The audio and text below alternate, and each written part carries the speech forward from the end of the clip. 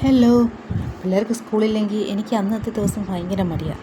ഇപ്പോൾ രാവിലത്തെ ബ്രേക്ക്ഫാസ്റ്റ് ദോശയും സാമ്പാറുമാണ്. അപ്പോൾ ഇന്ന് ചേട്ടന് മാത്രം പോയാൽ മതി, പിള്ളേർക്ക് പോകണ്ട.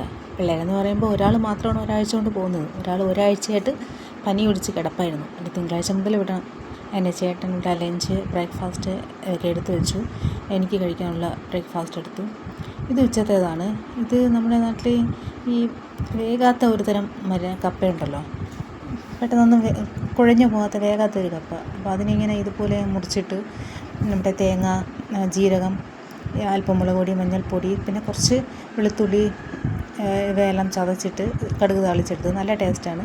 അപ്പോൾ ഇതായിരുന്നു ഇന്നത്തെ ചോറ്. കണവത്തോരൻ, നെത്തോലി, പിന്നെ രാവിലത്തെ സാമ്പാർ, കപ്പ. അപ്പോൾ ഊണൊക്കെ കഴിഞ്ഞു. അപ്പോൾ 2 ദിവസമായിട്ട് സൂപ്പർ മാർക്കറ്റിൽ പോയിട്ട് ചാക്കിനകത്ത് വെച്ചിരിക്കുന്ന സാധനങ്ങളാണ് ഇന്നാണ് പുറത്തോട്ട് എടുത്ത് വയ്ക്കുന്നത്. അപ്പോൾ സാധനങ്ങളൊക്കെ എടുത്ത് പുറത്തോട്ട് വയ്ക്കുകയാണ്.